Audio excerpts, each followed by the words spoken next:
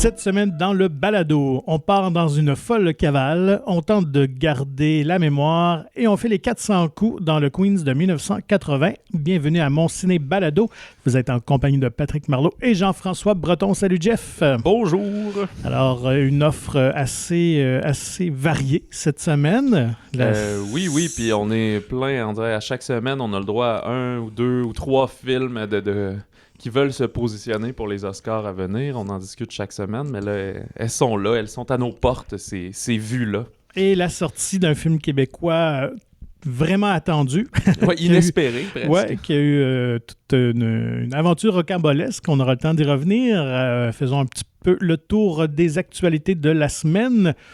Vas-y, commence. Je commence. Ah, puis peut-être qu'on va se recroiser. Sûrement. Mais je crois qu'on en avait déjà parlé, mais là, ça s'est plus confirmé et ça va être Céline Dion qui va être au cinéma dans Love Again. Mais je pense qu'à l'époque, le film s'appelait It's All Coming Back to Me. Ouais, quelque chose comme ça. Et là, on a juste annoncé le film a changé de nom, tout simplement. Okay.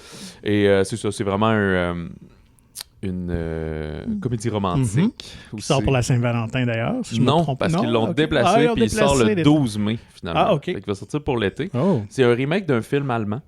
Fait que sauce classique américaine, on aime bien une histoire, on la rachète, on la retourne avec nos comédiens. Puis c'est la personnage principale, c'est Priyanka Chopra qui est une. Et en fait, j'ai su ça, c'est Priyanka Chopra Jonas maintenant, parce qu'elle est mariée avec Nick Jonas. J'ignorais ça. Est-ce que dans l'original, Céline Dion, c'était aussi cette tournée alentour d'elle de Non, elle n'a jamais été la la personnage principale. Okay. Comme une. Je sais pas à quel point elle va être bonne actrice ou pas. Là. Je pense que c'est un petit rôle qu'elle joue. Elle se joue elle-même. Ouais, c'est ça, exact. Je sais que ça tourne autour d'une chanson. Là. Elle a créé des nouvelles chansons okay. pour ça et tout. Mais l'histoire, c'est que c'est celle qui est jouée par Priyanka Chopra. Son fiancé décède. Et pour essayer de passer un peu à travers ça, elle continue à le texter. Mais finalement, le numéro de cellulaire a été attribué à une nouvelle personne. Qui est célibataire par hasard. Ouais, puis qui est charmant et beau. Bien sûr. Fait que comment elles vont faire pour interagir? Ben, c'est Céline Dion qui fait un peu l'entremetteuse au travers de tout ça. Bon. C'est ce qu'on en comprend pour l'instant. Mais oui, c'est ça, comme je disais, ça vient avec des nouvelles chansons aussi de Céline Dion, tune officielle pour le film, etc., etc. Fait que Love Again en mai. Excellent. On en parlait aussi peut-être l'an dernier. En tout cas, ça circulait qu'il y aurait une espèce de film spin-off de l'univers Quiet Place, qui met en vedette John Krasinski et sa femme. Voyons, là, j'ai un petit blanc de mémoire. Emily Blunt. Donc, qui s'appellera Quiet Place Day One, qui se déroule vraiment le premier jour de cette invasion-là extraterrestre qu'on a pu entrevoir un petit peu dans le deuxième volet de Quiet Place. Et ce sera finalement Lupita Nyong'o qui sera la tête d'affiche. Okay. Le personnage principal. Donc, je pense que c'est un très bon choix, une excellente comédienne. Oui, et les Black Panther aussi qu'on va retrouver la semaine prochaine. Oui, c'était l'amoureuse de T'Challa, en fait. Donc, j'avais même... Ben oui. Ah, j'ai oublié. Il faudrait bien que je réécoute le 1 avant de voir le 2, finalement. Alors, je pense que c'est septembre prochain, 2023, pour le film. Donc, très curieux de voir ça, honnêtement. Mais c'est pas Krasinski qui réalise. Non, là, je me rappelle plus du réalisateur. Je pense qu'il doit agir comme producteur, là, parce que là, il a comme pris en main cet univers-là. Ouais, fait que s'il veut toucher une scène à chaque fois qu'on prononce le nom. Mais honnêtement, dans les dernières années, c'est un des bons univers, films d'horreur, un peu science-fiction, parce qu'on parle d'extraterrestre, mais on est plus dans des créatures, qui étaient vraiment réussis. Je trouve qu'il avait vraiment réussi à renouveler les gens avec le premier film. Et la suite m'avait agréablement surpris. Alors, ce que j'ai hâte de voir, et là, comme toute bonne franchise, je pense que c'est bien d'avoir un peu de sang neuf, de changer, là, c'est qu'ils font des spin-offs aussi et tout, de changer de réalisation. C'est on tombait déjà dans le première écoute, super cool. Deuxième écoute, tu fais c'est quand même arrangé avec le gars des vues, puis il y a des affaires un petit peu trop tirées par les cheveux, tu sais. Puis dans le deuxième, il y en a encore un petit peu plus. Fait que là, à chaque fois, on commence à perdre un certain réalisme, là, entre guillemets. Là, je le sais que c'est... C'est un peu la convention du genre, par exemple. Il faut accepter que ce genre d'événement-là. Mais c'était quand même de qualité. En tout cas, à mes goûts. Alors, ça sera à suivre. Voilà, moi je fais juste reconfirmer des choses qu'on savait déjà finalement, puis avoir l'air intelligent en disant ça. Les films Séville, qu'on avait annoncé leur fermeture il y a quelques mois, c'était au mois d'août, je pense, septembre. Même juillet, je pense. Oui. Ça se peut-tu avec la sortie de ligne de fuite? Oui, c'est ça. C'était comme juste pratiquement en même temps. Oui, c'est raison. Et, mais là, Patrick Roy, ou comme certains disent, Patrick Roy, Patrick Roy, avait dit, pas le joueur de hockey, mais celui qui était le président des films Séville, il dit non, on va relancer quelque chose, et blablabla. Et là, la sortie du film 23 décembre s'en vient. Fait qu'on savait à l'interne que c'était eux qui chapeautaient ça, mais on n'avait pas de nom de compagnie. Ça a été annoncé, c'est Imminent Film, qui est un genre de jeu de mots avec imminent, mais ils disent pas juste... C'est ça, c'est pour construire aussi l'énergie autour de la sortie d'un film, c'est que ça s'en vient, c'est là, la tension est palpable, etc. Fait que voilà, maintenant, Imminent Film. Ils ont annoncé qu'ils sous-distribuaient tout le catalogue de Séville pour le Canada, fait qu'ils ils possèdent pas les droits, mais ils s'occupent de la diffusion, donc on peut... revoir tous ces films-là accessibles. Elle disait par contre pas le contrôle du DVD puis Blu-ray, par exemple. Okay. Tout ce qui est numérique ou salle de cinéma ou même à la télé. Ça, c'était le gros enjeu parce que E1 avait quand même un énorme catalogue important de films québécois. Mais E1 a encore le catalogue, c'est juste qu'on maintenant on peut passer par... Des gens au Québec pour organiser des projections et autre chose. Mais il s'est pas mouillé parce que sur les prochains films, parce qu'on sait qu'il y a Le Plongeur, Rue et autres films dans le moulin en production en ce moment chez Séville, comme en tout cas l'entité légale. Mais ils ont juste dit, là pour l'instant on se concentre sur le 23 décembre, ça sonne comme on est en train de peaufiner les contrats, mais si d'un autre côté ils disent qu'ils ont accès à tout le catalogue avant, je pense que c'est une question de temps et c'est ça, juste de contrat, puis ça va se faire. Là. Voilà, ils ont même aussi, c'est pas important, mais ils sous-distribuent pour d'autres distributeurs aussi et tout. C'est important pour eux, mais probablement pas pour vous qui écoutez, mais blabla. Fait qu'ils sont en force. Tous ces gens, même si évidemment il y a quand même quelques emplois qui ont été perdus au travers de tout ça, mais la majorité sont conservés. Voilà. Bon, bonne nouvelle quand même pour le cinéma québécois. De mon côté, ça broche chez Warner. On est plus dans le potin un petit peu. Okay. Mais on sait que Discovery ont racheté Warner cette année. Ça a amené évidemment beaucoup de soubresauts au calendrier, à leur production. Ils ont scrappé pas mal d'affaires. Et là, le PDG a dit on va se recentrer vraiment sur les grosses franchises qui ont fait beaucoup d'argent pour Warner. Et il a annoncé cette semaine, lors d'appel aux investisseurs, une espèce de conférence, qu'on aimerait bien avoir de nouveaux films d'Harry Potter. OK. Donc... c'est pas une bonne nouvelle pour la créativité de dire « Ouais, là, on veut juste faire du cash, fait qu'on prend nos top 3 franchises et on fait des affaires avec ça. » Et il a même rappelé, on détient toujours les droits de Lord of the Rings, par ailleurs. Puis la série est populaire, fait qu'on devrait donc la question, c'est que au niveau contractuel, je ne sais pas s'ils peuvent le faire sans J.K. Rowling. Souvent, c'est le cas parce que le créateur d'Harry Potter, Rowling, vend ses droits, bien qu'elle ait été très impliquée.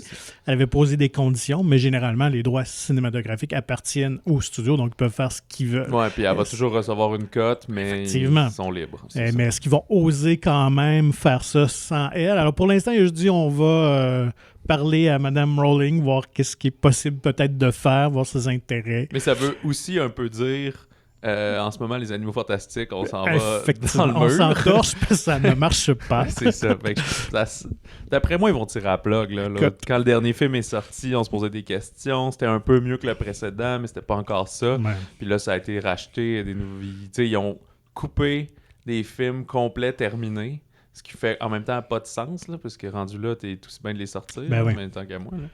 Puis en plus, ils ont leur plateforme de diffusion. Au pire, flipper en HBO Max avec pas trop de pubs, puis ils vont se rentabiliser éventuellement, ou quoi que ce soit. Bref. Fait que, je pense pas qu'on va annoncer... On va pas annoncer la fin, mais c'est ça. On va juste pas annoncer qu'il y a de tournage qui repart, etc. Fait que, en Harry Potter, ils ont juste prononcé le nom. Ils feraient pas déjà un reboot, là, je peux pas croire. Non, mais même que Chris Columbus, qui avait réalisé les 2 premiers volets, lui a vraiment manifesté son intérêt de réaliser en film la pièce de théâtre de Cursed Child, qui se déroule vraiment plusieurs années après l'intrigue des films. Donc, c'est les enfants d'Harry qui sont en Poudlard. Est-ce qu'on osera aller vers là? C'est pas impossible. Peut-être partir les aventures des enfants Potter. Qui sait? Ouais, tu sais, ils n'ont pas besoin d'avoir de vision. Là. Tu fais juste en partir 1, 2, 3 quand ça marche plus, tu surpars une nouvelle. Tu détiens tout cet univers magique, puis... Et là là. Moi aussi, je suis dans les potins. Ouais. Je pense pas qu'on avait parlé, mais il y a un The Equalizer 3 qui est en cours de tournage avec Denzel Washington. Puis c'est une franchise d'action qui connaît un certain succès. Et ils sont présentement en tournage en Italie. Et le film devrait prendre l'affiche le 1er septembre. Mais ça va pas bien. Ah non? Oui, en fait, c'est réalisé par Antoine Fuqua, qui a fait, je pense, les 2 précédents. Il a souvent tourné avec Denzel Washington, Training Day, je me souviens bien. Il y a Dakota Fanning aussi au générique. Étais-tu dans le film? Dans le premier de mémoire, c'est ça. Je pense que t'étais pas dans le 2, mais j'ai vu une photo passer justement d'elle et Denzel, genre quoi, 15 ans plus tard, quelque chose comme ça. Déjà le premier. Comme une réunion. Ouais. Mais ce qui va pas bien, c'est qu'il y a eu une descente policière pour une saisie de drogue dans l'hôtel où toute l'équipe réside. Mais c'est bon, c'est pas... c'est pas Denzel? Non, c'est ça. C'est pas eux qui sont en problème, mais c'est à peu près tout le staff de... comment on appelle ça? Les employés du traiteur. Ah oui, OK. Ouais, le catering, là, dans le fond, là, c'est tout eux. Ce qui est arrivé, OK? Ils mettaient du pot dans les muffins? Ah non, de la cocaïne. Oh, d'accord. La totale, là. Ils ont fait une descente, ils ont trouvé des sachets de poudre dans les poches puis dans les bagages de 3-4 personnes. Mais ce qu'ils les avait alertés, c'est parce que le chef du service de traiteur, lui qui est en charge, a fait un arrêt cardiaque. Puis quand il a été traité, ils ont trouvé de la cocaïne dans ses poches. Fait qu'après, ils sont allés investiguer et tout. Fait que là, Sony Pictures n'a pas fait de commentaires suite à ça. Là. Ils vont sûrement en faire un pour dire qu'ils condamnent ce geste-là puis qu'ils savaient pas et tout. Fait que ouais, le service de traiteur, pour moi, il va avoir de la misère à se faire booker dans d'autres productions par la suite. On va peut-être faire des repas en prison pour les prochaines années. Ouais, c'est ça. Dans l'ordre aussi du patinage, tu es un fan de dodgeball? Oui, j'avais bien aimé ce film-là. Ça fait longtemps que je l'ai pas revisité, mais il y a quelques scènes classiques, surtout Ben Stiller avec la pizza, comme le We Will Rock You, mais avec le serpent. Ouais. Bon, moi, c'est une comédie que j'avais bien appréciée à l'époque. Et Justin Long a pas confirmé, mais en tout cas souhaité, a confirmé d'une certaine manière qu'il y avait un scénario qui existait pour une suite, que Vince Vaughn était à bord et tout ce qui restait, c'était de convaincre Ben Stiller. Alors, pour l'instant, c'est lui qui semblerait qui est un petit peu sceptique. On sait que son Zoolander 2, qui était longuement souhaité par les fans, finalement, s'est planté un petit peu. Je pense qu'il avait coûté cher. Aussi, ouais, c'est ça. Donc, fait qu'il serait un peu réticent à revenir à faire une suite à Dodgeball. Mais en tout cas, si le scénario le justifié et c'est drôle, pourquoi pas? Parce que c'était quand même une comédie efficace avec des personnages vraiment le fun. Je pense qu'il pourrait être intéressant de revoir après toutes ces années. C'est ça, je ne sais pas s'il leur ferait faire un autre sport pour une autre raison ou si ça serait exactement genre 15 ans plus tard pour X raison, telle personne est en faillite, on refait un tournoi. On revient, ouais, c'est ça. Ou tu ferais un peu à la Goon 2, là, c'est-à-dire que Ben Stiller pourrait être du côté des gentils, là, entre guillemets, se remettre avec les Average Joe, puis là, il y aurait un nouveau Nemesis joué par Will Ferrell. Comme les Boys, c'est dans les Boys aussi. Oui, c'est vrai, exactement. Méo qui joint. Oui. Donc, à suivre, on ne sait pas si donc Vince Vaughn revêtira de nouveau son maillot jaune à suivre. Vince Vaughn, ou en fait surtout Ben Stiller, les Cobras, je pense qu'il s'appelle. C'est ça, voilà. Moi, c'est tout pour les nouvelles? C'est une bande-annonce? Moi, j'ai une petite dernière. Vas-y. Encore dans les films souhaités, Danny Boyle et le réalisateur, Danny Boyle, et le comédien Cillian Murphy, qui ont fait 28 Days Later. Ils ont dit qu'ils travaillaient sur 28 Months Later, donc un nouveau chapitre. Il y en avait déjà eu une suite. Oui, dans le fond, c'est... J'ai lu là-dessus, puis je trouvais ça très flou. Fait que content que t'en parles. On va pouvoir essayer peut-être de démystifier ça. Ouais, il y a eu 28 Days, après ils ont fait 28 Weeks. C'est lui qui avait... j'oublie son nom. L'acteur anglais... Moi, j'ai pas vu. Lui qui était dans The Full Monty, là. Oui. Puis Trainspotting, là. Ouais, c'est Robert Carlyle, je pense. Ouais, exactement. C'est ça, exact. Fait que c'était lui qui était dedans. Je pense que Boyle n'était pas impliqué dans la suite, ça se peut-tu? Ou il était peut-être producteur, mais de mémoire, je pense qu'il n'y avait pas... C'est ça, puis même au scénario, je pense pas que c'était Alex Garland. Je pense que c'était comme tout d'autres mondes complètement. Là. Fait que là, on était dans... La pandémie était comme contrôlée. Il y avait des quartiers sécuritaires. Sauf que là, il y a des jeunes qui sortent, ils découvrent que leur mère est encore vivante, ils la ramènent, puis là, elle était comme infectée sans être trop infectée, puis là, ça a reparti l'infection et tout. Bref. Fait que faudrait que je revisite. Fait que oui, mais j'avais lu, c'est ça, que Garland avait déjà commencé un scénario, mais il y a bien longtemps. Puis là, c'est parce qu'on a fêté le temps passe vite. Je pense que c'est le 20e anniversaire. Si je me remets, il me semble que j'avais pas 15 ans quand j'avais vu le premier. Fait que c'est ça, genre 15-16 ans. Fait que ça fait à peu près 20 ans. Fait que là, c'est pour ça qu'on reparle du film, parce qu'il est encore marquant. Puis là, c'est soit Boyle ou Cillian Murphy, là, en tout cas un des deux qui a dit « Ah ben là, je l'ai montré à mes enfants. » Puis ils trouvaient ça super bon, donc le film tient encore la route. Fait que ça a comme ravivé l'intérêt de tout ça. Mais je sais pas à quel point ils ont vraiment... sont en écriture puis sont en train de pitcher l'idée. Je pense que l'anniversaire a fait soulever le genre, ben oui, on aurait pu, on va-tu le faire, on le fait-tu, blablabla. Fait que je miserais pas un 5$ que ça va arriver assurément. Là. Effectivement. C'est pour ça que je vais mettre dans la catégorie des souhaits. Des rumeurs. Des rumeurs, ouais, c'est ça. Ben, en même temps, on dirait que quand ce genre de potin-là circule, c'est aussi une façon peut-être de tâter l'engouement. Bien sûr. C'est un studio mort à l'hameçon aussi. Ah oui, nous autres, ça nous intéresse. On va produire, etc. Tu vois, ces réseaux sociaux, tout le monde aime, partage, blablabla. Ils font, je pense qu'il y a de l'argent à faire avec ça. Je crois que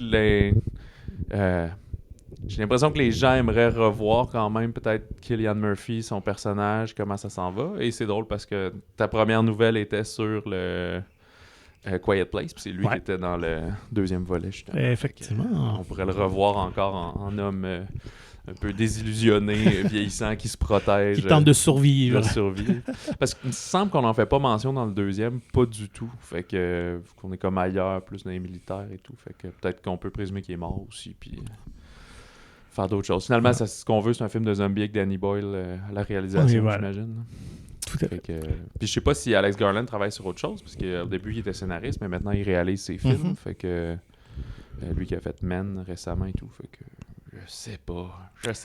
Ce qui serait dommage, c'est juste qu'on dise « Hey, on y va », mais c'est tout du monde complètement différent. Ben, ça fait juste une troisième suite pour Take the Money and Run. Ouais. À suivre, ou pas. Donc, dans les bandes annonces, sortie d'une majeure cette semaine, en fait, on a eu droit à la vraie bande annonce de Avatar 2. Ouais, The Way of Water, la voie de l'eau. Fait que, on montre beaucoup de choses, mais en même temps, on ne dit pas grand-chose. Moi, écoute, il va falloir le voir pour le croire, mais ça a l'air d'à peu près la même affaire. C'est juste que au lieu que Jake Sully commence comme un humain, ben là, on se souvient qu'à la fin, il se fait transférer dans le corps du Na'vi. Il est donc vraiment un Na'vi. Et on comprend ici qu'il y a une famille, ils vont avoir des enfants, le temps va passer, parce que autant dans la bande-annonce, tu vois que... j'oublie son nom, là, mais le personnage de Zoé Saldana est enceinte, puis après, ils ont des enfants de genre 10 ans. Là, fait que 10 ans en avis, là, je sais pas c'est quoi, là, en année de chien, là, je sais pas. Fait que... bref, fait que l'autre affaire qui circule, c'est que le film... C'est pas encore confirmé, mais ce qu'on voit sur Internet, sur IMDb, ça dure 3h10. Ouais, donc achetez-vous un gros popcorn, une grosse liqueur. Moi je dis. Ah ouais, c'est ça. Et tu sais, là on est beaucoup dans l'univers aquatique, fait que probablement qu'ils ont déménagé ou je sais pas quoi. Fait qu'ils vont sûrement beaucoup présenter ça, qu'est-ce qui s'est passé suite au 1. De ce que j'ai compris, c'est que les humains reviennent, il y a une manne où ils vont éradiquer leur territoire, vont les retrancher en tout cas, et ils vont entrer en contact avec cette communauté-là la communauté de l'eau, qui vivent en symbiose avec cette nature aquatique-là, mais il semble avoir des tensions entre ces deux communautés, donc il va falloir qu'ils travaillent ensemble pour évidemment combattre leur ennemi commun. Je pense que vraiment la grosse percée ou l'intérêt, c'est vraiment la percée technologique de Cameron qui a réussi à peaufiner le système de motion capture, de capture de mouvement, où il a vraiment filmé ses comédiens en dessous de l'eau, parce qu'il y a beaucoup de scènes qui se passent dans ce monde sous l'eau, effectivement. Mais donc, c'est vraiment les comédiens qui ont été filmés, on les juste retravaillés en avis. Et d'ailleurs, les comédiennes, c'est Kate Winslet, je pense, qui a comme battu un record du monde Resté comme 6 minutes en apnée pour une scène de tournage. Là. Ouais, donc... Mais c'était pas... dans une Mission Impossible, il y avait Tom Cruise aussi qui en avait fait une vraie. Je sais pas c'est ça, justement. Je pense que c'était 5 minutes et quelques. Donc, elle a battu Tom Cruise. C'est pas un record là, absolu en termes de plongée en apnée, mais pour un comédien. Comédien en dessous de l'eau. 6 minutes, quand même. Parce que Tom Cruise, c'est presque un surhomme, dans le fond, qui il s'entraîne à fond et tout, mais je dirais, c'est comme si pour le tournage, on dit, je pense que ton cardio soit de feu. C'est beaucoup entraîné qu'elle disait. Là. Je pense qu'elle le prévoyait d'avance qu'il y avait ce défi-là, donc elle s'est entraînée, mais quand même, oui, c'est tout un exploit. À la fin, tu dois commencer à être gaga, puis voir pâle, puis flou, puis... tu commences à avoir des navis pour vrai. J'imagine l'équipe médicale était sur le bord, prête à intervenir. Oui. Et ce qui surprend aussi, Kate Winslet s'ajoute au générique, mais Sigourney Weaver puis Stephen Lang sont encore au générique. Fait que donc, on aurait le même méchant balafré qui reviendrait. Mais Sigourney, son personnage décédait. Même lui aussi, il me semble qu'il se fait pas imploser dans sa machine ou quelque chose de même. Donc, ils ont peut-être... Je me souviens plus s'il meurt ou s'il... il renvoie tout à la fin un peu prisonnier. Il me semble qu'il se fait tuer par justement là, le Zoé Saldana avec moi je pense qu'il tire une flèche ou quelque chose. En tout cas, bref, fait qu'ils ont sûrement trouvé un moyen technologique pour le ramener. Parce que même s'ils sont juste dans genre quelques souvenirs et des choses comme ça. À moins qu'il soit un méchant navi. Ouais, ok. Ouh. Mais qui aurait fait ça? Pourquoi ils voudraient ça? Ils les haïssaient, en tout cas. Pour les infiltrer, genre. Il y a vraiment, tu sais, toute sa vie maintenant est carbure à cette vengeance-là, cette grudge. Mais ouais, c'est ça, Sigourney Weaver, il essayait de la transférer dans le corps, mais ça marchait pas, il était trop blessé, puis il décédait. Puis, tu sais, si ça, c'était juste des flashbacks, aujourd'hui, quand ils font la promotion, ils mettraient pas dans les top 5 des noms. Ils mettraient juste dans le bas, uncredited, tu sais, ou quelque chose comme ça. Fait que je pense vraiment qu'ils vont revenir. Il doit avoir tout un secret entourant son personnage, j'imagine. Ouais, alors à qu'elle a une jumelle, elle aussi. Ouais, c'est ça, exact. Moi, je me disais peut-être qu'elle va être dans la bande-annonce, on en parle vraiment longtemps. À un moment donné, tu sens que son enfant est comme connecté avec la Terre parce qu'il est comme je le ressens, puis comme c'est puissant. Peut-être une réincarnation, une manifestation d'elle, peut-être. C'est ça, je me disais, est-ce que vu qu'elle est passée dans l'espèce d'arbre magique, Sigourney Weaver, son personnage est rendu comme omniscient dans toute la nature, finalement, comme. Le Gremlin dans Gremlin 2 qui est dans les compagnies téléphoniques et dans l'électricité, tu sais, comme elle-même. Fait que à découvrir le 16 septembre, probablement décembre, probablement dès le jeudi 15 et tout, mais checkez votre film, hein, parce que s'il commence à 10h le soir, vous serez pas couché. Hein. Effectivement.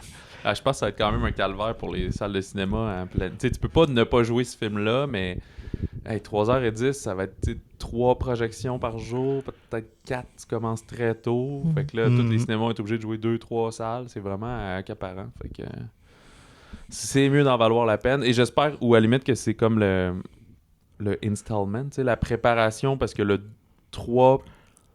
lui, il fait 2 puis 3 en même temps à Cameron, c'est ça? Oui, ils sont déjà tournés, ouais. Ouais, c'est ça. Fait que 4 puis 5, ça va être tourné plus tard et tout. Je pense qu'il disait qu'il avait déjà tourné des séquences. OK. Probablement parce que ça se nécessitait, là. Donc, question d'économie, de reconstruire des décors, tout ça. Donc, il y avait déjà certains trucs du 4 et 5 tournés. Ouais. Fait que j'espère que si lui dure 3 heures, c'est parce que le suivant va durer, mettons, 2h30, là, puis que ça va être plus raisonnable. S'il se met à faire juste à chaque 2 ans, des 3 heures et quart, hey, pogne-toi une mini-série, mon chum. Fait que, et autre bannière, autre bande-annonce, pardon, qui est tombée aujourd'hui, c'est celle de La Cordonnière de François Bouvier, un film québécois. D'après moi, si c'est les films Opal, ça sort là, ça va probablement être une bande-annonce qui va être placée devant Tu te souviendras de moi, justement, qu'on discutera plus tard, là, vu que c'est le même distributeur, fait que les choses n'arrivent pas pour rien. C'est avec Rosemary Perreault, Élise Guilbeault et Pierre-Yves Cardinal, notamment, du scénariste Sylvain Guy, qui avait fait très récemment Confession, mais Mafia Inc. aussi, fait qu'il fait d'adaptation de romans de mafia, mais Louis Cyr, il y a quelques années, puis on est peut-être plus dans cette talle-là, c'est un biopic sur l'histoire de Victoire Dussault, qui est... Victoire est une fille, en fait, je pense, qui est jouée par Rosemary Perreault, qui est la fondatrice d'une grande cordonnerie. qui a mené à la fortune des Dufresne. Puis ça dit, aujourd'hui, je connais pas beaucoup la ville de Montréal, mais dans Hochelaga Maisonneuve, il y a un château qui porte ce nom-là, la famille des Dufresne. Eh bien, moi non plus, ça je connaissais vient pas. de ça. Hein? Alors, c'est ce prequel-là. Ce prequel-là. Leur histoire. Je pense pas qu'on parle du château ici. Là. Bon, excusez pour l'écartade. Fait qu'on voit le parcours professionnel de cette jeune-là, je sais pas, là, on est dans les années 1800 quelque chose, début 1900 peut-être. Là. Mm-hmm. Et alors que c'est tous les hommes qui font tout, les femmes font rien, elle veut devenir cordonnière. Et mais c'est quand même pas caché que c'est un mélodrame. Et on ajoute énormément la dimension romantique, il y a un triangle amoureux, des secrets de famille, puis des amours impossibles, etc. Fait que ça va être ça beaucoup qui va être au cœur du récit. Fait que voilà, ça sort le 17 mars 2023. T'as-tu des impressions partagées? Ah non, effectivement, ça sent le film québécois historique. On a toujours un chaque année, mais justement avec un axe plus axé sur la romance, l'histoire d'amour qui va sûrement mal finir, j'ai l'impression. Donc, tout le monde va être déçu. Là. Pas les spectateurs, mais je veux dire, dans l'histoire amoureuse et tout. T'sais. Mais François... de qualité, honnêtement. C'est une bonne réalisateur, c'est ça. C'était quand même des films. Là, puis, François Bouvier qui avait fait Paul à Québec, mais plus récemment La Bolduc. Fait que quand tu parles du film biographique, historique, annuel, là, c'est plus annuel, là, mais en tout cas... autour de 2-3 ans. Ouais, on a eu Club Vinland l'an dernier aussi et tout. Fait que, ouais, peut-être. Fait que voilà. Maria Chapdelaine, quand même. Oui, c'est vrai. Absolument, un par année, finalement. Ouais, le côté mélodrame... D'avoir une coche à Sodec, là. Film historique québécois. Fait que peut-être sa bataille, puis qu'il dit, ben gars, on va te faire l'an prochain, toi, d'abord. Fait que, moi, le côté mélodrame me charme moins, mais je suis curieux de voir... Ça va avoir son public. Ouais, ce qui va se passer avec tout pour ça. les amatrices d'Outlander, sans le fantastique. On y va avec les nouveautés de la semaine. Oui. Ben moi, je sens tambour ni trompette. On pourrait y aller avec le film québécois. Tu te souviendras de moi, d'Éric Tessier, qu'on disait d'entrée de jeu, qui devait prendre l'affiche, je pense, la semaine de la pandémie à peu près. Je crois qu'il avait déjà été programmé, même dans certains cinémas, mais ça a fermé juste avant, là, une affaire de même. Là. Je pense qu'il sortait le vendredi suivant. Mais il y avait des projections dès le jeudi soir, comme on fait à l'occasion. Surtout les films américains, mais les films québécois, ça arrive aussi. Quand c'est des grosses sorties comme ça, puis finalement, clac, on ferme les cinémas, on s'en va chez nous, etc. On a peur de tout le monde. Et nous y sommes 2 ans et demi plus tard. Incroyable. Film d'Éric Tessier, qu'on a connu pour des gens plus... au début, il faisait les Patrick Sénécal, 51-50 rue des Hommes, puis Sur le Seuil qui était avant. Après ça, il est tombé dans Pee-Wee 3D, Junior Majeur. Il a fait beaucoup de télévision également. Fait que là, c'est plus surprenant peut-être le voir avec ce style-là.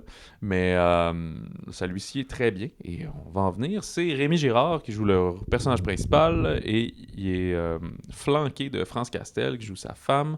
Julie Le Breton, sa fille. David Boutin qui serait son gendre, donc le copain de Julie Le Breton, qui lui a une fille qui est jouée par Karel Tremblay, qu'on avait découvert dans... Jérémy, en tout cas, moi je la connais par Jérémy. J'ai des ados. J'écoute ça à tout le monde est là-dedans. Moi j'allais dire La disparition des Lucioles, mais allons-y pour ça. Rémi Girard incarne Édouard, qui est un prof d'histoire, ce qui rappelle un petit peu son personnage peut-être du déclin de l'Empire américain, etc. Un prof d'histoire émérite qui sait tout, qui se souvient de toutes les dates, mais commence à souffrir, on le dit pas clairement, mais je pense que c'est de l'Alzheimer là-dedans. Fait que il se souvient de plein d'affaires du passé, mais son présent, c'est pas mal plus difficile. Fait que ça va être un peu sa vie au quotidien avec sa femme et sa fille. Sa femme qui n'en peut plus de le supporter, que tu peux y parler, puis a besoin d'un 5 minutes plus tard, il a tout oublié, puis où il repense un peu au passé. Fait que il est pas 100% du temps déconnecté. C'est pas de la sénilité, là, mettons, mais... c'est assez difficile autour, c'est ça, fait qu'elle ship un peu à sa fille, qui elle aussi est pognée entre son chum qui est en recherche d'emploi, elle qui est toujours appelée sur la route, fait qu'ils vont venir faire appel à la fille de David, qui est jouée par Karel Tremblay, puis il va se tisser une amitié particulière entre les deux, avec certains secrets de famille. Une rencontre entre 2 générations, disons ça comme ça. C'est un film qui peut sembler très dramatique et très lourd. C'est pas le cas. Il y a quand même beaucoup d'humour dans le film. C'est vraiment une comédie ou un drame comique, une dramédie peut-être. Et il y a aussi beaucoup de...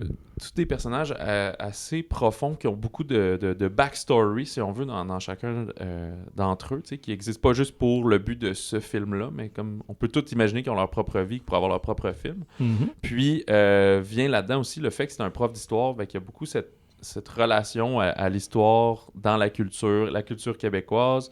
C'est un boomer, finalement. Donc, lui, il a connu la fin de la Révolution tranquille, l'arrivée de René Lévesque. Il a cru à la séparation du Québec et tout. Fait que le clash avec cette génération qui est plus sur son cellulaire, plus jeune, de 20 ans à peu près, un peu désabusé, qui ne sait pas ce qu'il veut faire dans la vie. Et qui ignore un peu le passé du Québec aussi. Absolument, c'est ça. Ouais, c'est ça. Fait que c'est pas un film juste... en disant ça, c'est pas un film pour les séparatistes ou qui vit juste dans le passé. Je pense que c'est un film sur l'identité aussi. Ouais, c'est tout simplement, exactement. C'est juste par rapport, comme lui il dit, quand tu oublies ta perte de mémoire, t'es coincé dans le présent. Fait que c'est vraiment cet aspect de temporalité-là et cet homme qui s'en va vers une fin qui peut pas s'échapper, dans le fond, inévitable. Ouais. Fait que, je vais te passer un peu la balle. Ouais, ben, écoute, c'est un film qui est très solide. Moi, j'ai beaucoup apprécié la chimie, d'une part, entre Rémi Girard et France Castel, qui partagent vraiment de bons moments ensemble. Ils ont eu un plaisir fou à s'envoyer promener l'un l'autre, parce que c'est une relation qui est un peu houleuse. Lui, il comprend pas trop pourquoi, évidemment, parce qu'il en perd des bouts, mais elle est vraiment plus capable, comme on dit, de le sentir par moment. Donc, je crois que c'est très, très bien joué, très réaliste. Et aussi entre, évidemment, Rémi Girard et Karel Tremblay, donc qui joue la fille de David Boutin.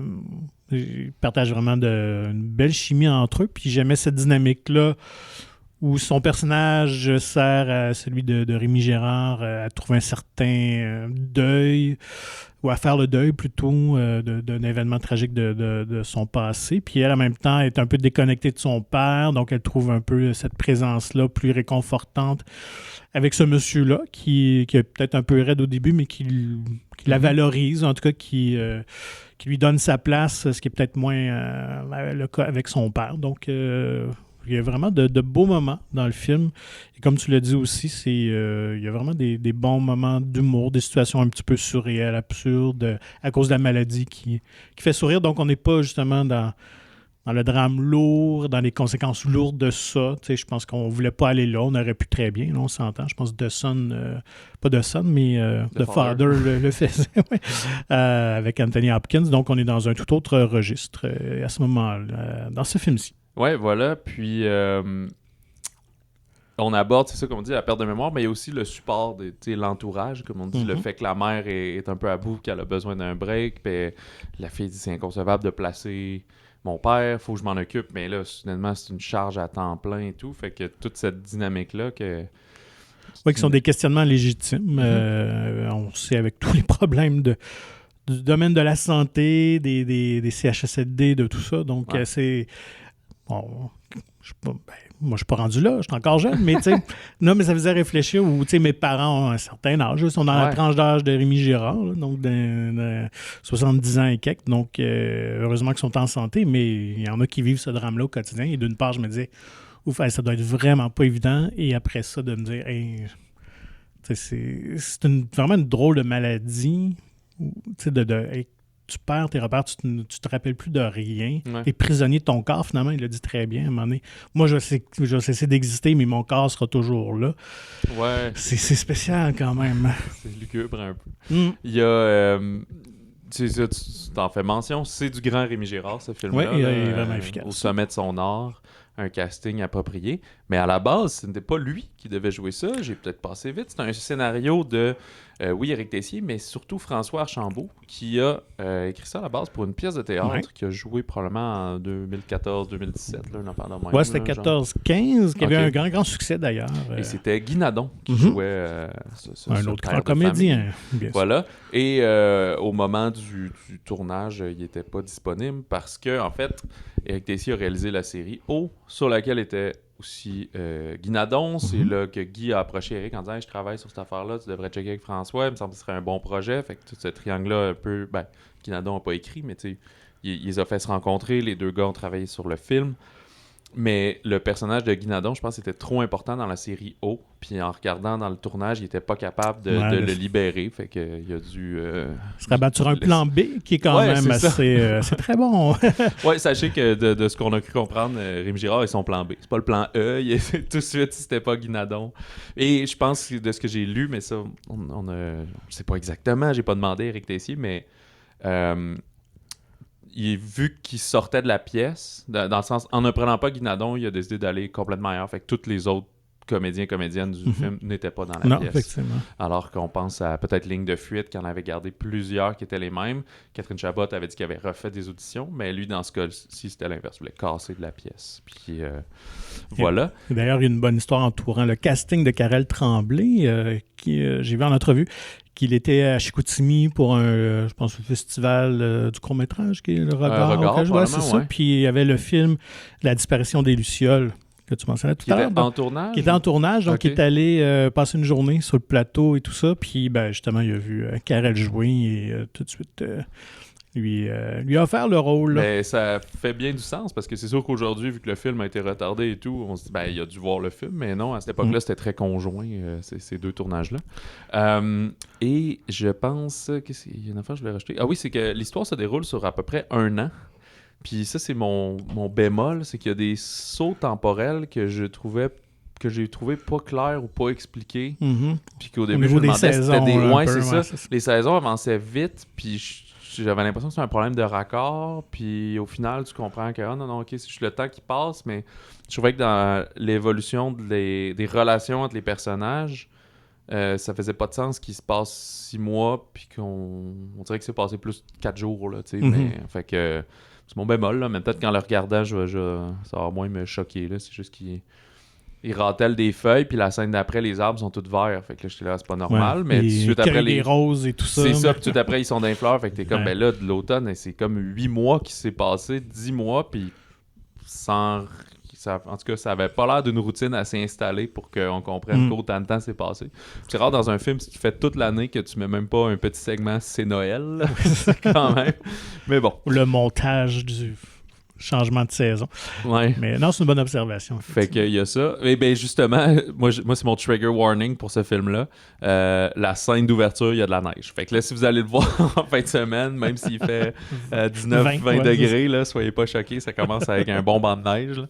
Mais la plupart est quand même estivale et automnale. Soyez-en rassurés. Je pense que on peut le dire, ça avait aimé un film comme Il pleut des oiseaux. Il pleuvait des oiseaux.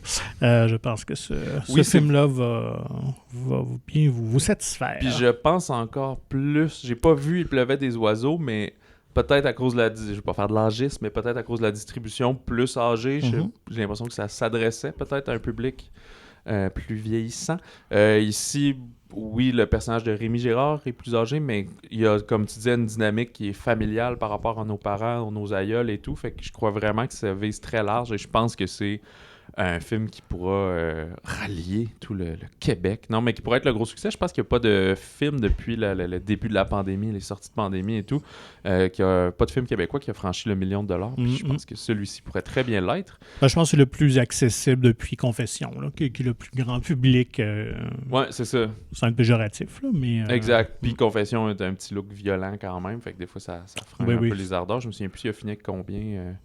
J'ai dû faire 500 000, mais je pense pas qu'il a fait tant plus.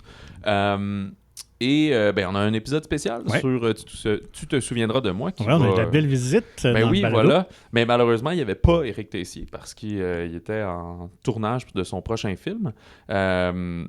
Parce qu'initialement, d'habitude, il s'arrange pour être disponible, mais là, ce film-là n'arrêtait pas d'être reporté. Fait que lui, son agenda a continué et voilà. Il ne savait pas exactement quand ça sortirait. Mais on a rencontré Rémi Girard et David Boutin qui nous ont parlé de leur processus du film, ce que ça représente pour eux et de multiples collaborations qu'on ignorait qu'ils avaient fait ensemble et tout. C'est vraiment J'ai pas encore réécouté là, parce qu'on vient de l'enregistrer. J'ai pas fait le montage, mais dans mon souvenir, c'était...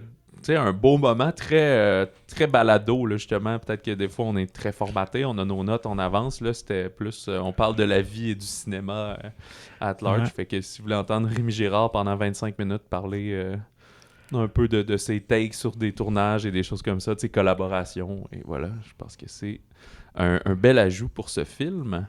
Et je pense que ça va pour ça. Excellent. On l'a couvert. On va essayer de ne pas prendre 10 minutes pour chaque film, sinon restons dans le drame avec Armageddon Time de James Gray, qui nous avait donné Ad Astra et Lost City of Z, qui là nous raconte sa jeunesse. Ouais, c'est très à la mode de faire ça. Là. On pensait à... Kenneth Branagh avec Belfast récemment, Licorice Pizza, et il y a Fableman de Spielberg qui sort bientôt. On dirait que tu atteins un certain plateau de prestige et là, tu as le droit de parler de ta jeunesse au cinéma, de la mettre en scène. Fait que avec ici Armageddon Time, le temps de l'Armageddon en version française au Québec, on est dans le quartier new-yorkais de Queens dans les années 80. Et petite parenthèse, ce que j'aime bien, c'est que c'est comme le réel, parce qu'on remarque souvent que je trouve que la mode est toujours en retard. Fait que quand on est sorti du film, j'étais là, c'était quoi? C'était les années 70? Puis c'est comme non, c'est 80, mais je trouve qu'ils ont l'air des années 70 parce que t'es jamais en avant sur ton temps, mais souvent le film, on va le mettre genre années 80, fluo, Michael Jackson. Puis, on est juste un petit peu avant ça. La mode fluo est arrivée 84, 85 avec Miami Vice et tout ça. Là. Fait que là, on ressent le relent de la fin des années 70, le brun, le beige. C'est plus même genre du carotté. Là, c'est ça. Ouais. Fait que c'est ceux-là, ces années 80-là, pas exactement pas le fluo, puis Michael Jackson, puis... Voilà. Fait qu'on suit le jeune Paul, inspiré de sa jeunesse, mais il a bien sûr changé les noms et tout, qui est un élève de classe qui n'est pas très assidu, passe plus son temps à rêvasser puis à dessiner, qui va devenir ami avec Johnny, qui est un camarade de classe, mais afro-américain, et qui va avoir peut-être une mauvaise influence... je dirais un peu l'un sur l'autre, mais pour la vie générale, c'est plus le petit noir qui est le problème, parce que on est quand même dans des périodes de racisme et tout. Surtout que lui est issu d'une famille juive, puis des fois, il y en a qui sont plus conservateurs, puis il ne faut pas se tenir avec les autres. Fait que, alors qu'il est à l'école publique, il décide de l'envoyer à l'école privée où son frère est, et qui est comme dirigé par la famille Trump. Fait qu'il y a un petit contexte socio-historique des années 80.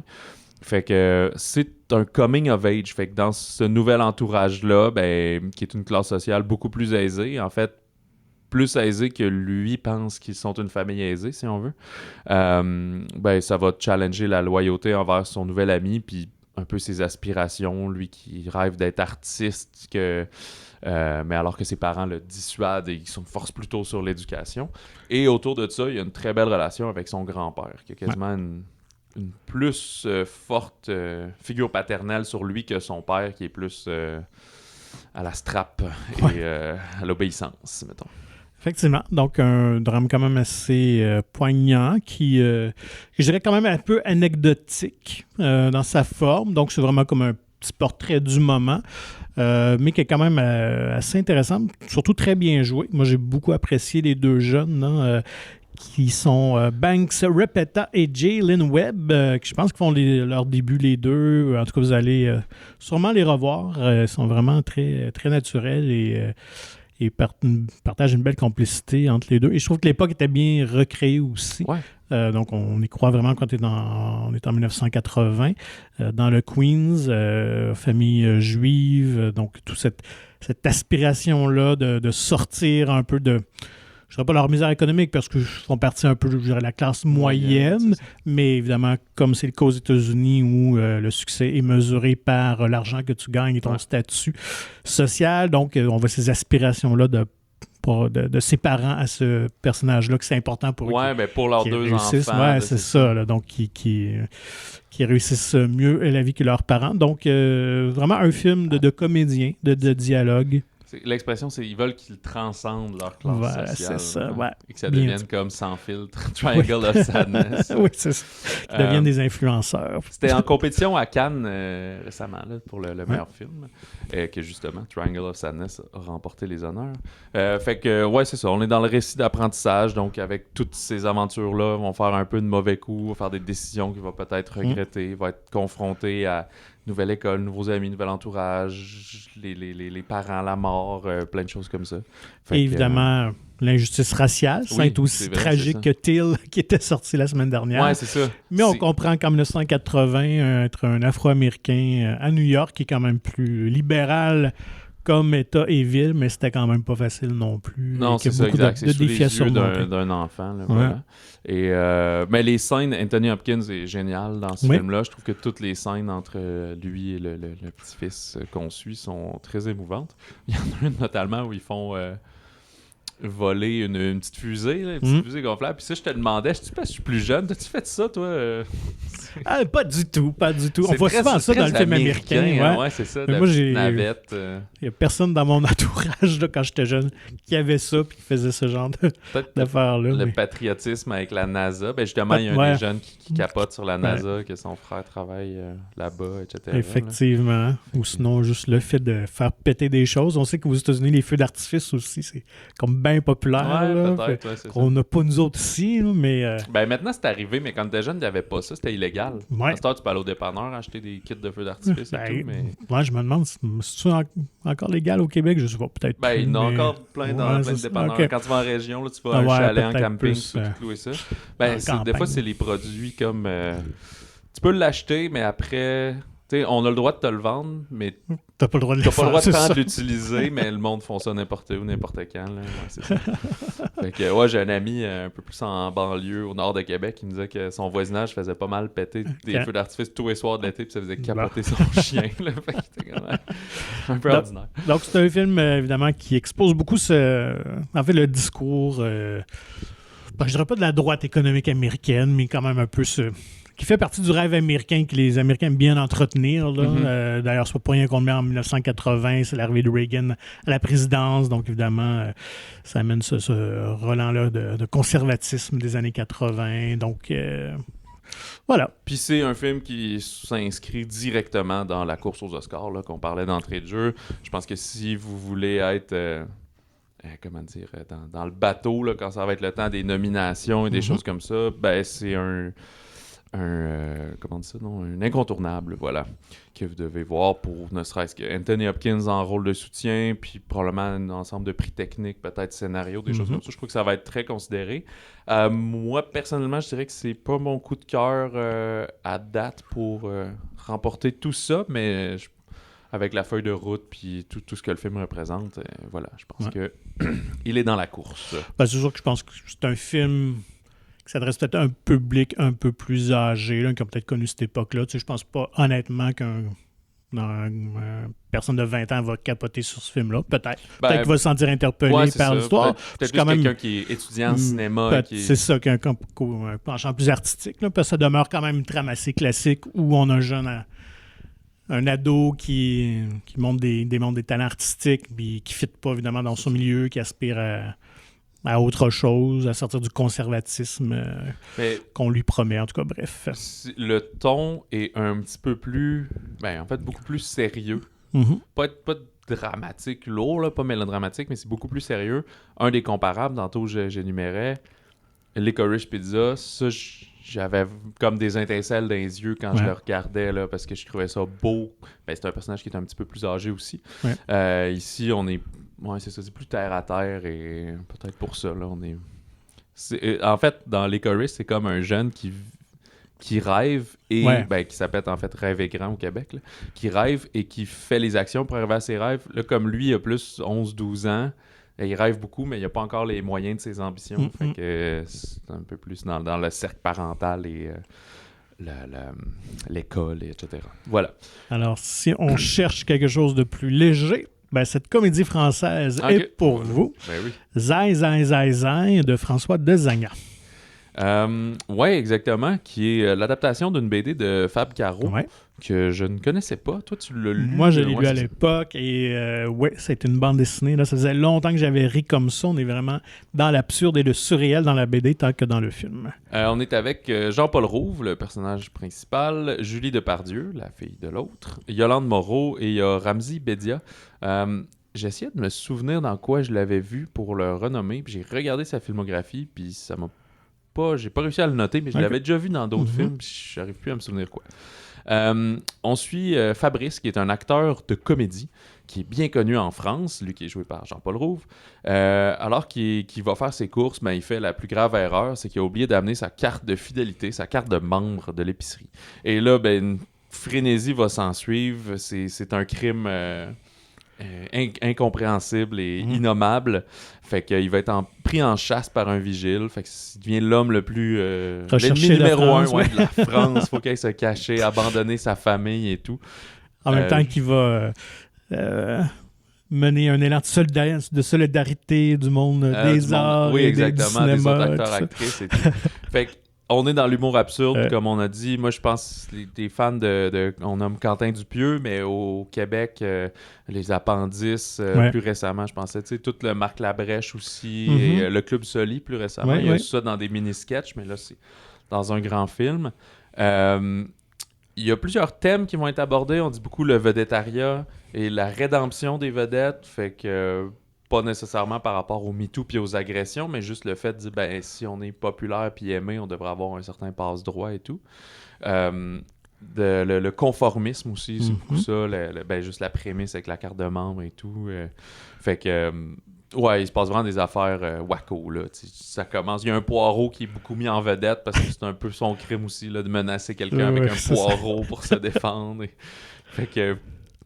ouais, c'est de l'absurde, là. Faut être juste down avec ça. Moi, j'adore ça. Ouais, et ce qu'on respecte bien là-dedans, c'est que le film dure comme 1h20, 1h25. Là. On va pas trop loin. On n'essaie pas d'alourdir le tout avec des vraies morales que vous allez absolument comprendre. C'est plus on attaque un peu tout aussi, hein, les bourgeois, les complotistes, des associations militantes, les intellectuels. Les policiers. Oui, voilà.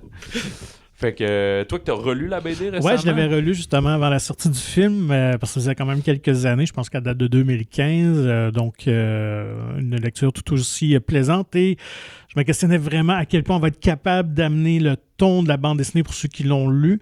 Vraiment, c'est réussi. Et on a gardé beaucoup de gags aussi, donc j'étais content de retrouver ces gags-là de la bande dessinée dans le film, parce que dans le fond, la chasse à l'homme est entrecoupée un petit peu des policiers qui tentent de faire le travail, mais qui sont vraiment inefficaces, de journalistes. On a des petites scénettes comme ça. On voit l'impact finalement de la chasse à l'homme, de cet incident-là sur différentes personnes, mais qui ne rajoutent rien au récit, mais c'est vraiment juste des éléments d'humour, mais qui sont tellement drôles, inattendus et tordus parfois.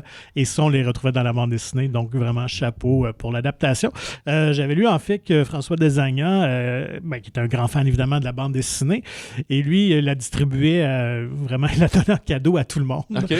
Il était vraiment un grand fan. Et il désirait déjà à l'époque d'adapter. Et finalement, c'est en donnant une copie à un ami qui est producteur du film, qui s'est dit, il faudrait faire un film avec ça. Et donc, les deux se sont lancés sans trop attendre. Et finalement, ils ont réussi à avoir les droits puis en faire l'adaptation. Je le mentionnais au début, Ramzi Bedia, j'aime beaucoup son personnage. C'est comme si pendant la chasse en cavale, ils disent c'est vraiment incroyable cette histoire-là, faut en faire un film. Ouais. Fait que lui, comme il est un méthode-acteur, il va aller dans la famille, donc avec la femme et le fils du personnage de Rouve, de Fabrice, et il va comme apprendre à assumer, mais comme en devenant réellement son mari, puis en couchant avec elle et tout, mais tout ça dans le but d'en faire un film plus tard. Fait que c'est un peu méta, mais c'est surtout pour s'en moquer et tout, mais vraiment égocentrique puis trop intense, là. En tout cas, moi, il me faisait bien rire, ce personnage. Oui, vraiment, tout à fait. Ça, c'est un bel ajout parce que ce n'est pas dans la bande dessinée. En fait, dans la bande dessinée, même le personnage de Fab Caro, c'est un auteur de bande dessinée.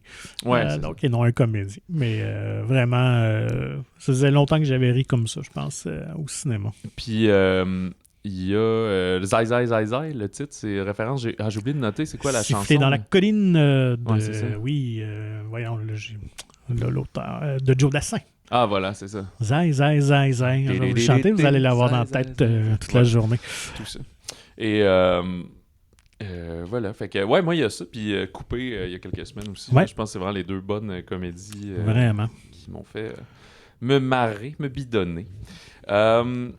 Une comédie peut-être moins à s'en taper sur les cuisses, The Banshees of Inisherin, les Banshees d'Inisherin de Martin McDonagh, qui est disponible en version sous-titrée en français, pas de version française, mais les sous-titres sont les bienvenus car on est dans la vieille Irlande du début des années 1920.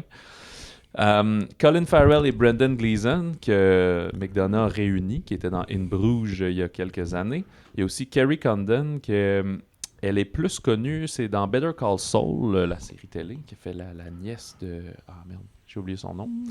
C'est celui qui est chauve, là.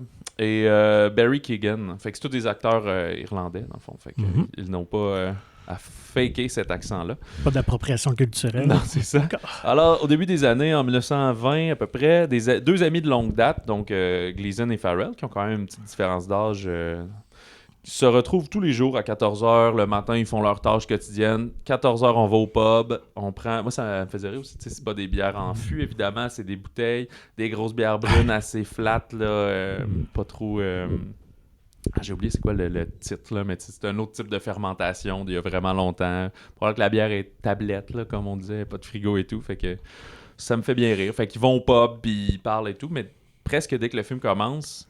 Le personnage de Gleason dit à celui de Farrell, je veux plus être ton ami, tu me sacs la paix, tu me parles plus jamais, ça finit là.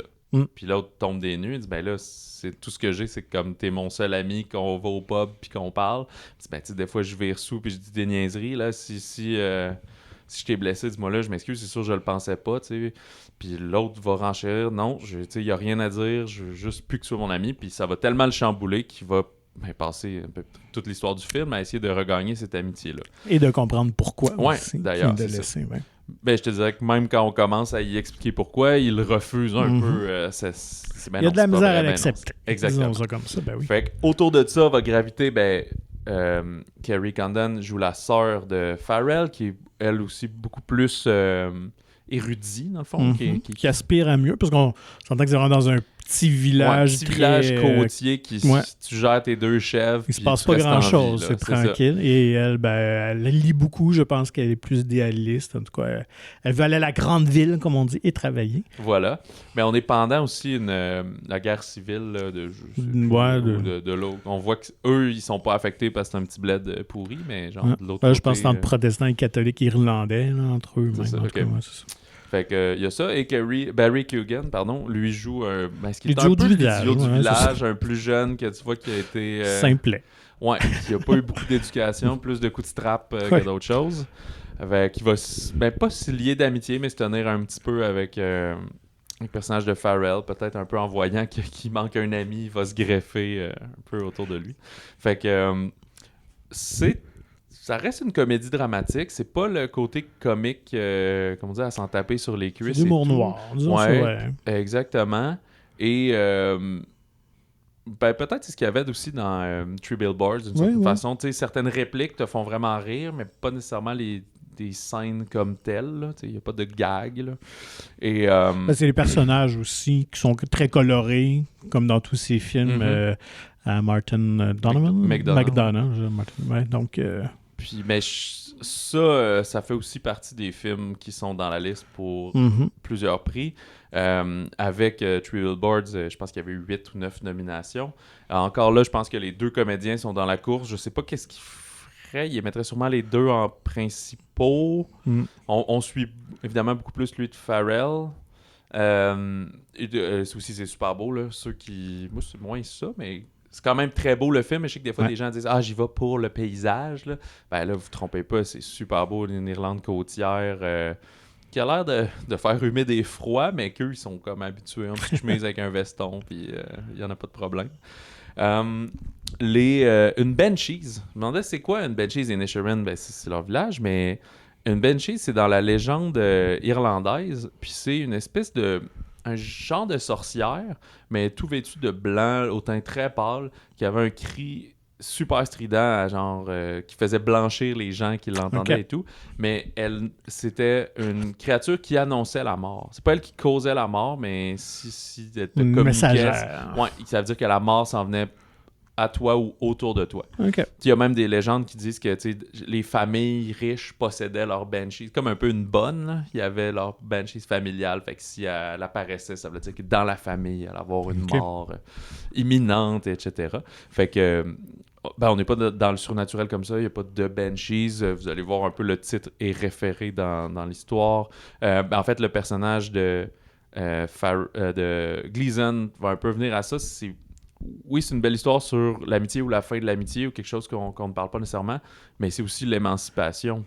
Parce que comme sa sœur qui aspire à mieux que ce petit village-là où tu traites tes vaches puis tu vas te saouler puis c'est tout, lui, passer à l'histoire, là. C'est quelque chose d'important, fait qu'il veut travailler à composer de la musique. Alors que Farrell est juste le bonheur facile, se contente de présent, sa vie, l'instant présent, et il est bien là-dedans. Donc, oui, je pense que tu le mentionnes. Une des grandes forces du film que j'ai beaucoup apprécié, c'est les images, l'endroit. Ça nous fait porter dans ce milieu-là, l'Irlande des années 20. Comédiens, tous très bons aussi. Donc, il s'est démarqué à la Mostra de Venise un peu plus tôt cet automne, le prix du meilleur scénario et interprétation masculine pour Colin Farrell. Moi, j'ai vraiment aimé ça. Moi, c'est comme j'ai aimé ça plus que toi, je pense. Ouais, je pense que oui, on peut le dire. Ça reste, je pense que c'est mon coup de cœur de la semaine. Puis, j'ai vraiment hâte de voir comment il va s'en démarquer aux Oscars et partout, et même au box-office. C'est sûr que c'est pas un film grand public, mais je crois que c'est très facile d'approche là, si vous aimez les films non-blockbusters. C'est tous des noms qui ont prouvé leur valeur au fil du temps, et Martin McDonagh lui-même également. Puis comme je dis, les sous-titres sont quand même les bienvenus parce que du vieil argot irlandais, j'aurais pas tout compris. L'accent est assez épais, effectivement. Ouais, c'est ça.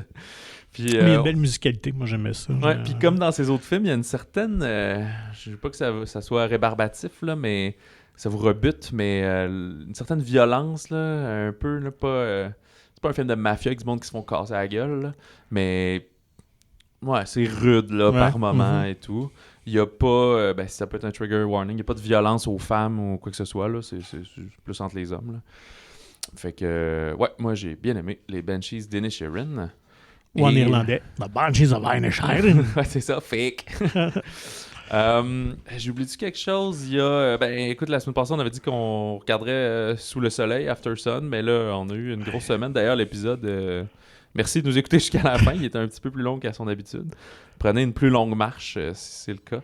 Vous faites un détour dans le trafic pour aller travailler. Allez acheter votre pain de lait. Sous le soleil, After Sun, on n'a pas eu le temps de l'écouter malheureusement, mais comme on disait la semaine dernière, il a gagné le prix du jury de la semaine de la critique au Festival de Cannes, le Grand Prix au Festival du Nouveau Cinéma au Québec.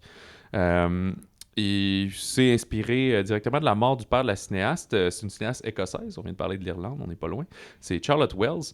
Fait que c'est aussi mais c'est pas un coming of age parce que c'est comme après. Dans le fond, elle se souvient d'avoir eu des vacances un peu idéales avec son père en Turquie dans la fin des années 90.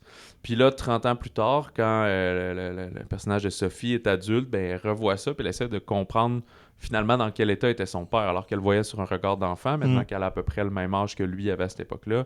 Mais qu'est-ce qu'il vivait récemment séparé? Il avait fait ce voyage-là avec sa fille, puis tu sens que tout au long du voyage, elle veut pas que ça finisse parce que là, elle a une très grande proximité, mais après, ça va revenir. Je pense que ses parents sont dans 2 villes différentes, fait que c'est pas de frères et sœurs, fait que c'est pas une histoire si jojo familiale, fait que ce moment-là devient très important pour elle. Et on dit qu'il y a aussi très bon du needle drop, des très bonnes tunes des années 90, mais ce qui est intéressant dans la perspective, c'est que des années 90, on avait des Tamagotchi, là, mais on n'avait pas de cellulaire et tout, fait que souvent, quand elle est dans l'espèce de resort, elle va pas être sur Instagram, elle va pas être sur son cellulaire, elle va être dans l'observation des gens puis des alentours.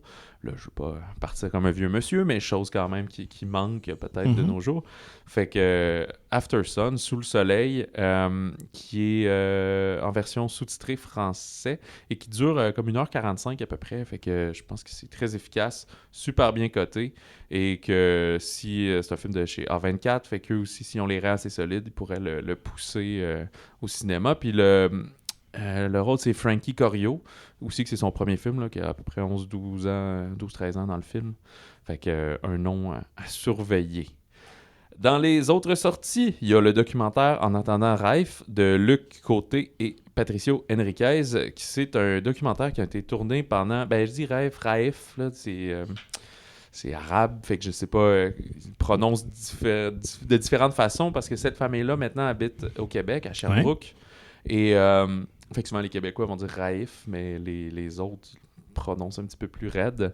Fait qu'il a suivi pendant 8 ans le combat inspirant de Enza Faidar pour faire libérer son mari, Raif, qui est un bloqueur d'Arabie Saoudite qui est un prisonnier politique finalement, juste parce qu'il a des opinions différentes et beaucoup plus à gauche et humaniste finalement que l'ensemble du gouvernement d'Arabie Saoudite. Fait qu'elle ici, avec l'aide d'Amnesty International et de plusieurs Québécois, mais même internationalement, elle va voyager dans tous les endroits où Amnesty International, dans toute l'Europe, c'est devant une cause internationale, vraiment. Exact, c'est ça. Quand j'ai commencé le film, j'ai pas eu le temps de le finir, parce que je vais le finir, assurément, mais là, je l'ai pas vu au complet. Il est quand même assez long, là, 2h30. Là, OK, quand même, Mais... on commence, eux sont très guerriers d'avoir filmé ça pendant tout ce temps-là sur la cause, puis probablement qu'eux autres aussi avaient hâte que ça aboutisse. Mais on voit un changement de gouvernement fédéral aussi. C'était Stephen Harper dans les débuts, parce qu'emprisonné depuis 2012, je sais pas si je l'ai dit. Et là, ça devient Justin Trudeau. Puis on accuse aussi beaucoup ce fait-là qu'elle essaie de faire avancer les dossiers pour demander la libération, mais c'est pas eux sont rendus des citoyens canadiens, sa femme et ses enfants, mais pas lui. Fait que c'est un peu tricky. Puis ils conduisent des business, comme on dit, l'échange de pétrole et tout, beaucoup de ventes d'armement, des choses comme ça. Fait que ça fait très hypocrite d'un côté, aller se faire prendre en photo puis dire « Ben oui, on va le libérer, on travaille fort là-dessus. » Puis tout après, aller signer un accord de « On vous fournit des chars d'assaut pendant 10 ans pour X milliards, let's go. » Fait que... bref, voilà, c'est très intéressant le film en entendant Raif. Puis j'imagine si vous êtes dans peut-être le secteur de Montréal, il doit y avoir des projections avec présence des réalisateurs, c'est ce genre de choses qui arrivent. C'est un film de l'ONF également ici. Fait que donc c'est un tournage vidéo là, très cinéma direct, là, vu qu'ils ont suivi, c'est pas juste entrevue sur fond flou, là, mais on est dans l'action. Et il me semble que j'avais un dernier film. Ah oui, c'est ça, le film d'animation de Michel Oslo, Le Pharaon, le Sauvage et la Princesse, qui est 3 contes animés, en fait, de 3 époques, 3 univers visuels différents. Il y en a un qui c'est plus une épopée à l'Égypte antique, on a une légende médiévale, puis une autre qui appelle une fantaisie du 18e siècle. Michel Oslo, qui a été très connu pour Kirikou et la sorcière, je pense que c'est surtout lui qui a en fait... connaître son nom à l'international. Puis depuis un temps, là, avec comme les contes de la nuit et tout, il fait souvent ça, des contes, des histoires avec une thématique visuelle propre à lui, qui sont toujours très beaux. Puis même là, on a 3 styles d'animation différents pour les 3 contes. Donc, style profil et la fresque égyptienne, un peu, pour l'histoire de l'Égypte antique. Mais on a aussi la technique des ombres chinoises qui a fait beaucoup dans ses derniers films. Mais on va aussi vers une animation un petit peu plus 3D là, pour le dernier conte. Et voilà, fait que ça fait une très grande offrande pour vous. On a passé le cap de l'heure pour cet épisode-ci. Ça faisait un bon bout que c'était pas arrivé. C'est pas notre objectif de faire le plus long possible, mais voilà, il y a du contenu. On est comme James Cameron. On aime ça faire de l'ordre. Ça vaut la peine. Toutes les minutes sont importantes. La semaine prochaine, ça devrait être un petit peu plus court. Le 11, on a notamment Black Panther dans le gros blockbuster Black Panther 2 et Chien blanc au Québec d'Anaïs Barbeau-Lavalette. Puis après, ça va être, ça c'est pour le 11, le 18 aussi, c'est raisonnable. C'est le 25 aussi qui va être costaud parce que ça, c'est le Thanksgiving. Fait qu'il y a plein de films américains de tous les genres, action, comédie, famille.